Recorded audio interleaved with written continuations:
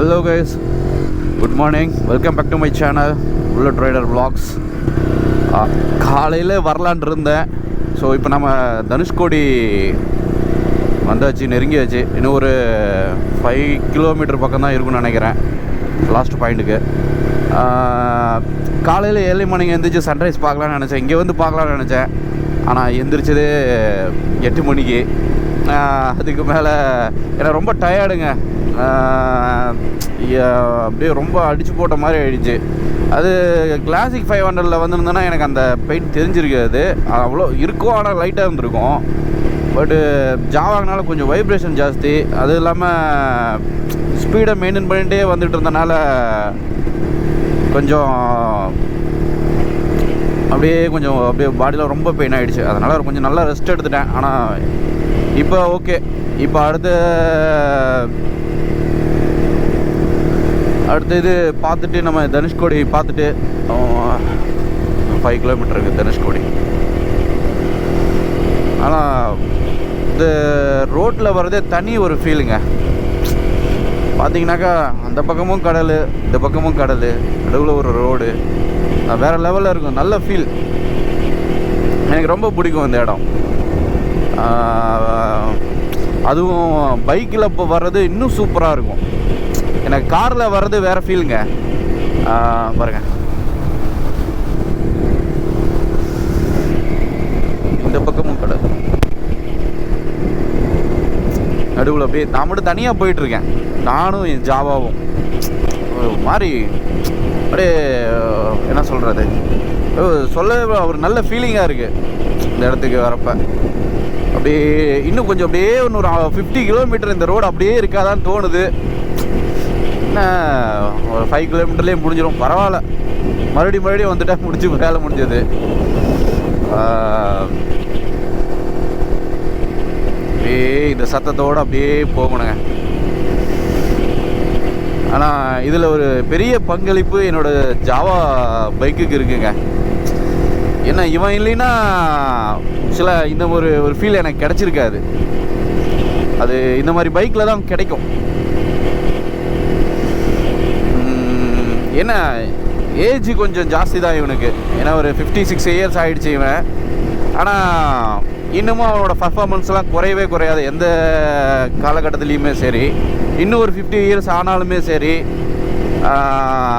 எவ்வளோதான் வயசானாலும் இவனோட பர்ஃபார்மன்ஸுங்கிறது வந்து துளி அளவு குறையாது. இன்னும் எனக்கு பின்னாடி வரவங்க எல்லாத்துக்குமே இவன் இதே மாதிரி ஒரு கேரக்டராக தான் இருப்பான். அதனால் இவனுக்கு வயசு ஒரு விஷயமே இல்லை, எப்பயுமே ஒரு யங் பாய் தான் இவன். அது இவனோட நேச்சுரலே தாங்க, எப்பயுமே ஒரே மாதிரி இருப்பான். நான் இப்படி தான், இன்னும் 50 வருஷம் இல்லை 100 வருஷம் ஆகட்டும், நான் இப்படி தான். இதெல்லாம் ஒரு அழியா பொக்கிஷம் எனக்கு. இது கிடைச்சதே காட் கிஃப்ட் தான் எனக்கு.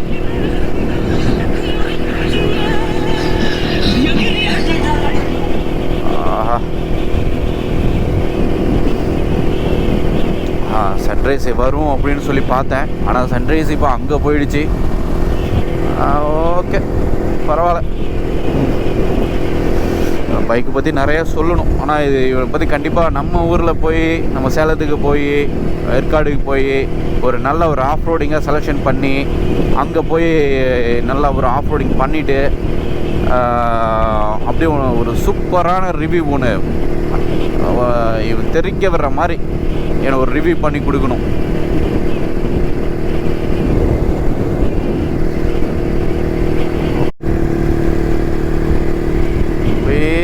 நான் மட்டும் இந்த ரோட்டில் தனியாக போயிட்டுருக்கேன், பின்னாடியும் யாரும் இல்லை.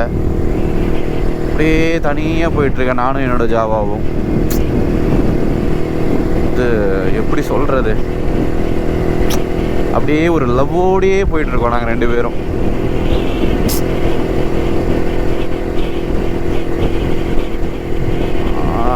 இன்னொரு 1/2 கிலோமீட்டர் தான் இருக்குது லாஸ்ட் பாயிண்ட்டுக்கு. ஆனால் இந்த ரோடு இன்னும் தொடராதான்னு சொல்லி தான் மனசு சொல்லுது. என்ன பண்ணுறது, ஓகே போதும். இது வரைக்கும் கிடைச்சது போதுமான ஒரு அனுபவம் தான். அப்படியே எட்டி நின்று பார்ப்போம். ஆஹா,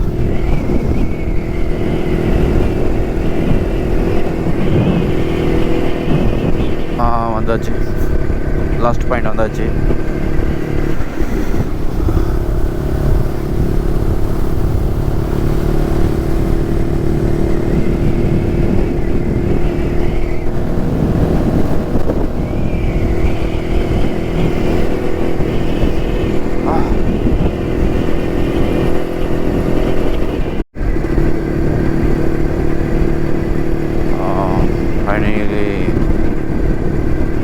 அவ்வளோதாங்க, வந்தாச்சு லாஸ்ட் பாயிண்ட்.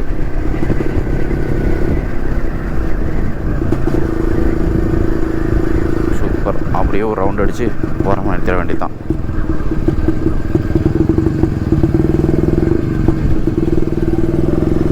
அவ்வளோதான்.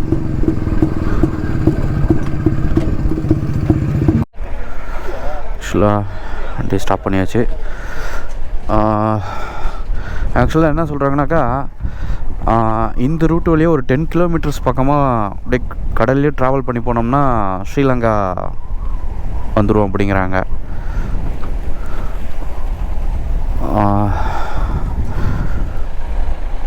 சுற்றியும் கடல்.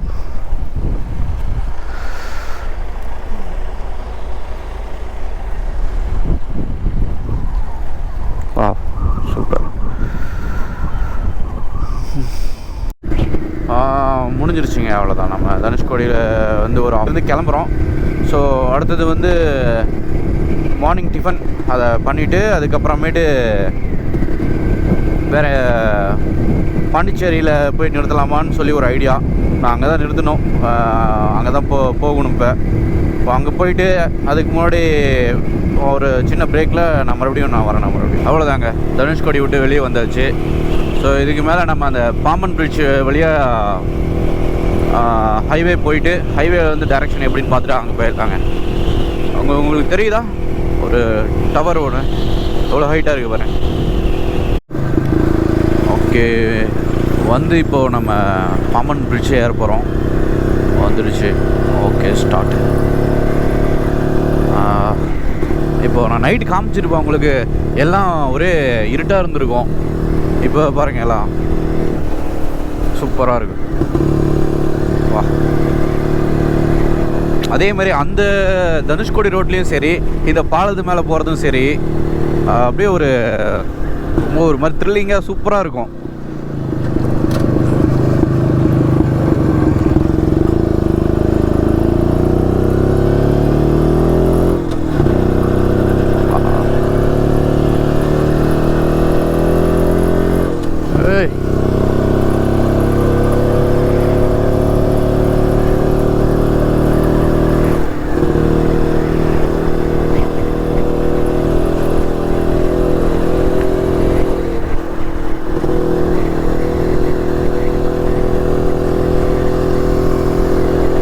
கழுகு ரொம்ப பக்கத்துலேயே இப்படி வந்து நம்ம பக்கத்துலேயே வந்து பறக்கிற மாதிரியே இருக்கு.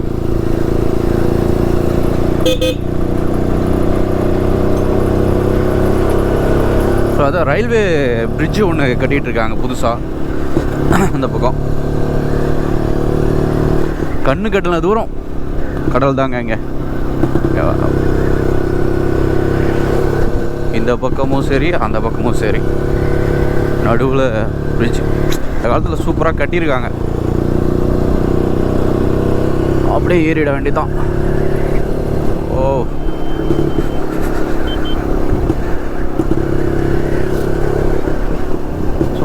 இங்கே தான் ஓட்டிகிட்ருக்கேன்.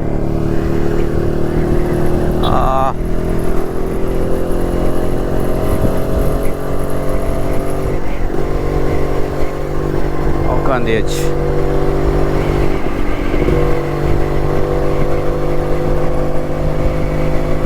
டவுனுக்கு அதுவும் சல்லுன்னு போயிடுது வண்டி.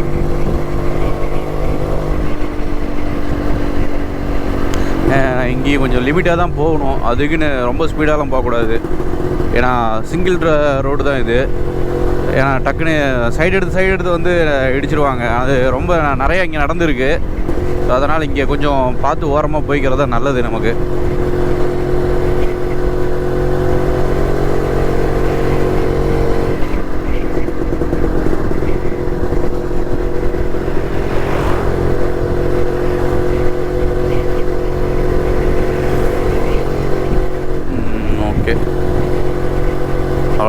எண்டுக்கு வர போகிறோம். பாம்பன் பிரிட்ஜு ரொம்ப மிஸ் பண்ணுறேன். மறுபடியும் எப்போ வருவேன்ட்டு தெரியல. ஆனால் கண்டிப்பாக தனுஷ்கோடியும் சரி இந்த பாலத்தையும் சரி ரொம்ப மிஸ் பண்ணுவேன் ஊருக்கு போயிட்டேன்னா. ஸோ கண்டிப்பாக ஒரு நாள் வரணும் இங்கே. மறுபடியும் ஒரு 2 மந்த் இல்லை ஒரு 3 மந்த் கழிச்சு மறுபடியும் இங்கே வருவேன். ஸோ பார்ப்போம், மறுபடியும் மீட் பண்ணுவோம். see you too, bye bye to Pamban bridge and Dhanushkodi. ஆக்சுவலாக இப்போ பங்க்கில் இருக்கோம் நம்ம. சரி டேங்க் கொஞ்சம் ஃபில் பண்ணிக்கலாம் அப்படின்னு பார்த்தேன். இப்போ தான் ரிசர்வ் விழுந்தது. ஆக்சுவலாக இது ஒரு 1 லிட்ரு ஆயிலு. நான் வரப்பே ஒரு 3.5 லிட்ரு வாங்கிட்டு வந்தேங்க. அதாவது 10 லிட்டருக்கு 6 லிட்டர் ஆயில் ஊற்றணும். ஏன்னா ஹைவேயில் லோக்கல்னால் உங்களுக்கு ஒரு 30 ml இருந்தால் போதும். லாங் அப்போ கண்டிப்பாக வந்து 1 லிட்டருக்கு 50 ml வேணும். அதனால தான் 6 லிட்ரு தனியாக ஒரு கேன் வச்சுருக்கேன். அது கரெக்டாக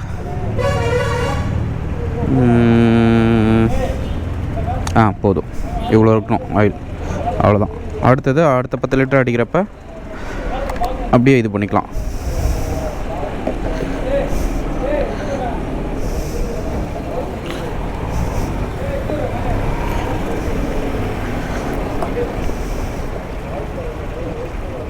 இந்த ஆயில் எடுத்து அப்படியே ஃபஸ்ட்டு டேங்கை பெட்ரோல் ஆஃப் பண்ணிக்கோங்க. அப்புறம்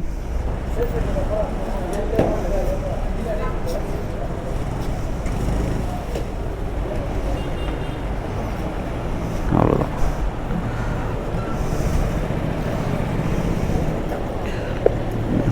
நல்லா மூடிட்டு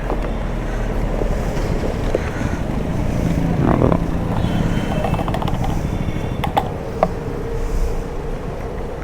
டேப் போட்டு உள்ள வச்சிட வேண்டியதான்.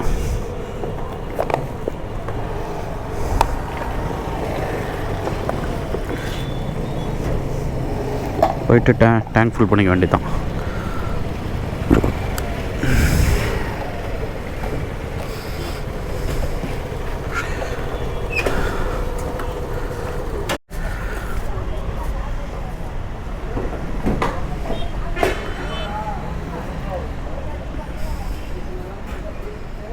ஆக்சுவலாக லிட்ரு வந்து 94 ரூபா 25 பைசாவா? ஏன்னா 93 ரூபா 25 பைசா இருந்த மாதிரி இருந்துச்சு. 1 ரூபா ஏறிடுச்சா? சரி ஓகே. 10 லிட்டருண்ணா. கொஞ்சம் மெதுவாக அடிங்க. அது வலை இருக்கனால உங்களுக்கு இதாகும். ஃபில்ட்ரு இருக்கனால கொஞ்சம் மெதுவாக அடிங்க கையிலே.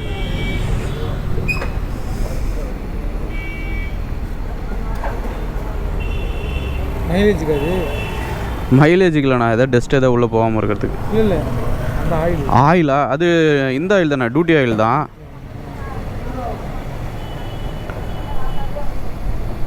இது 2 ஸ்ட்ரோக் இல்லை, அதனால் கொஞ்சம் மிக்ஸ் பண்ணி ஓட்டணும்.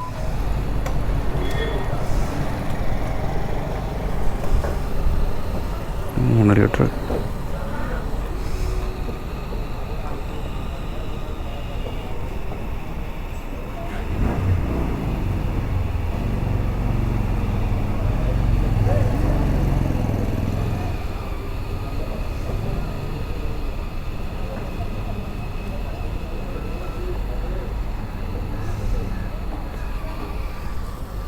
ஒன்பது லிட்டர் ஆகிடுச்சு.